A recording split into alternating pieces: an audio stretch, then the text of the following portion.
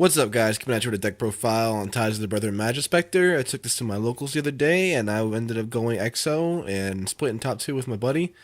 So yeah, this deck's really good right now, really good rogue option, and I'm just gonna go ahead and get right into it. So for starters, play 3 copies of Majespecter Raccoon Boombuku. Must play 3. He's your main searcher of the deck. He's the best card in the deck, in my honest opinion, and yeah, you gotta play 3. Next up, 3 copies of Nekomata. A lot of players are cutting this down to 2, but I still play 3. Still play 3 of all the Majespecters. I can play 3 of personally. I feel like you want to max out on them. You want to get to your scales. You want to get your searches. You want to make your ties live. You want to open up with Majespecters as often as possible and as many as possible.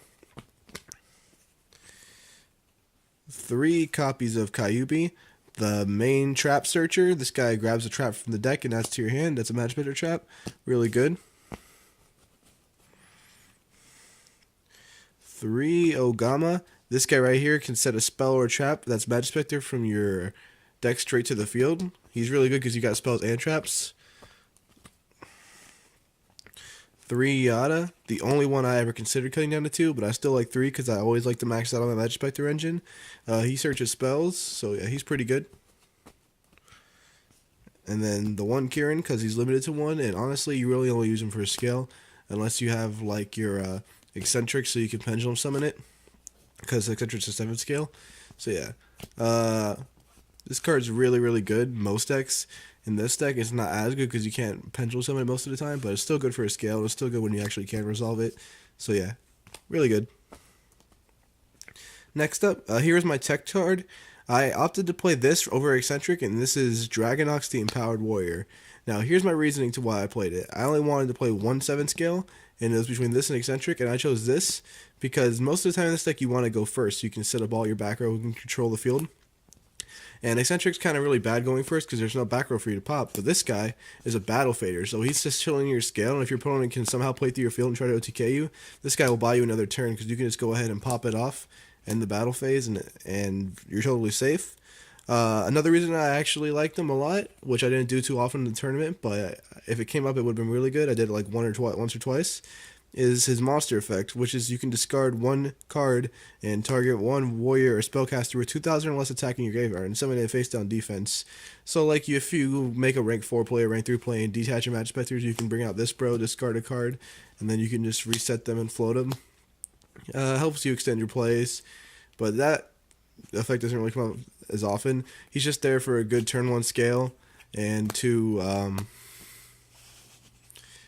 put a 7 scale up because of the fact that you want to be able to summon everything without using your Majespecters because you want to summon them and get their effects.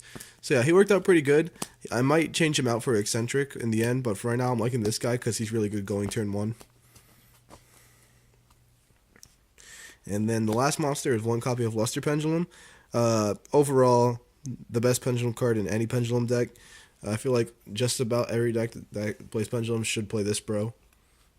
He's just all around great. To the spells, 3 copies of Terraforming.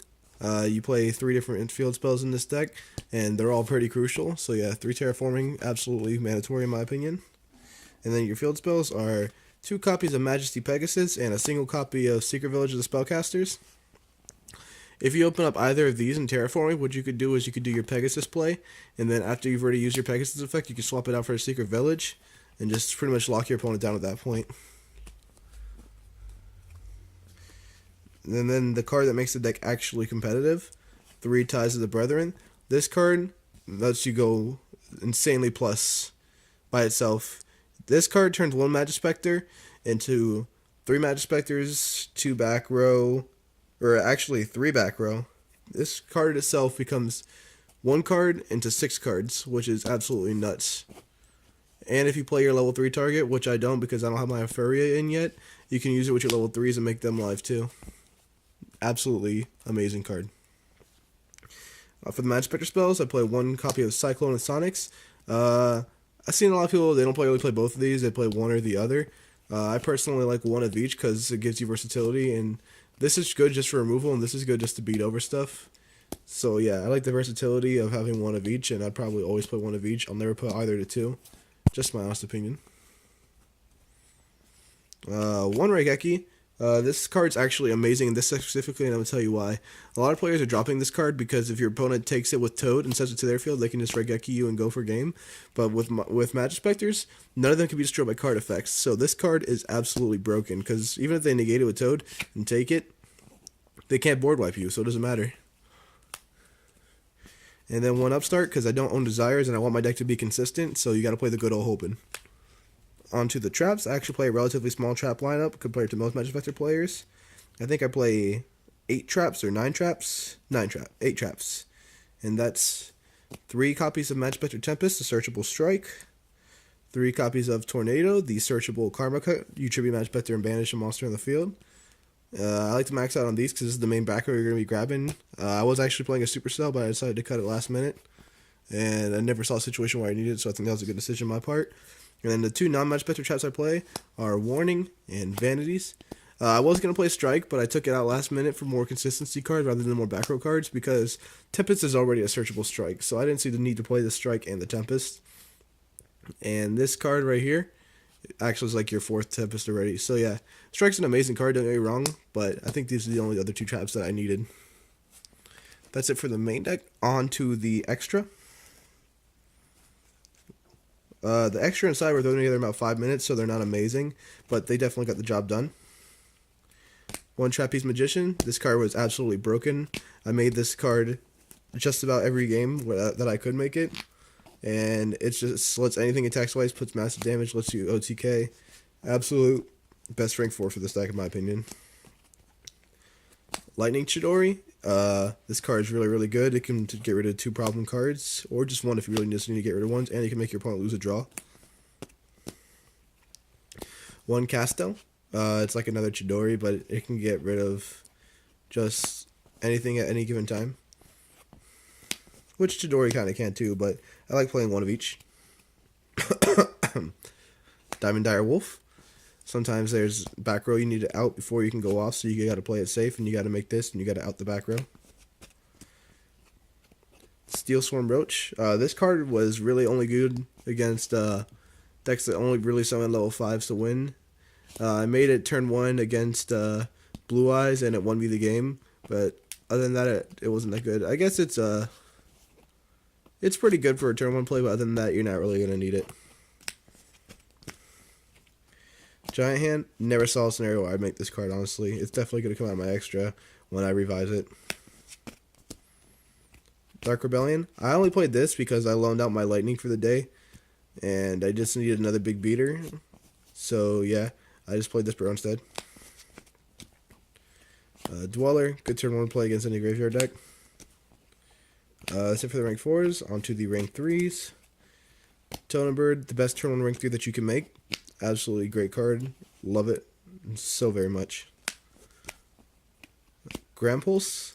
This card's just really, really good for outing annoying back row, which you have to do sometimes because you don't want to lose. It's the same reason you play Diamond Dire Wolf as your rank 4 option. Sometimes you need to go into rank 3 and you need to out a back row, and this is what you make. Really good card. Nightmare Shark. You can push for game with this if you need to. And you can, like... It's really just there to push for game, honestly.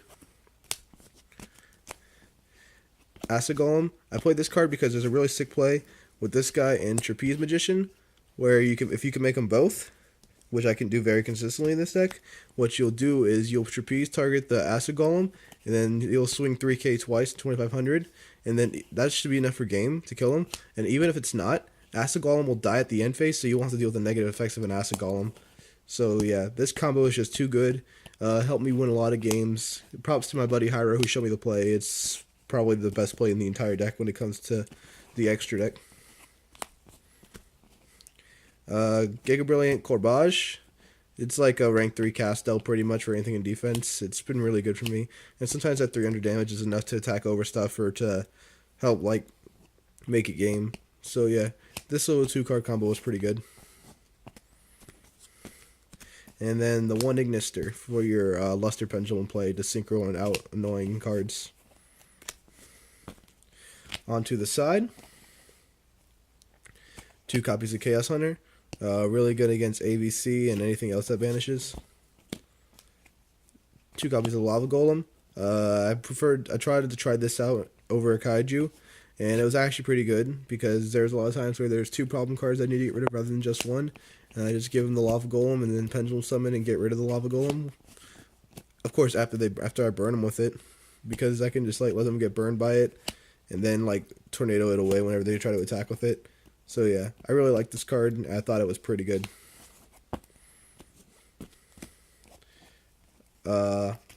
One Dark Hole. There are decks that just outright lose to board wipes sometimes, so I side in the second one. Or sometimes I just need to side something out that's dead, and I need just like a generic good card. And this card's good because it does 0 negative damage to me, and it just disrupts my opponent's entire field. 2 Necro Valley. I play 3 Terraforming, so I can just search this, and it just shuts down anything with that's graveyard related. And even it's really good against AVC because they can't banish from the grave. I actually made it against AVC a lot.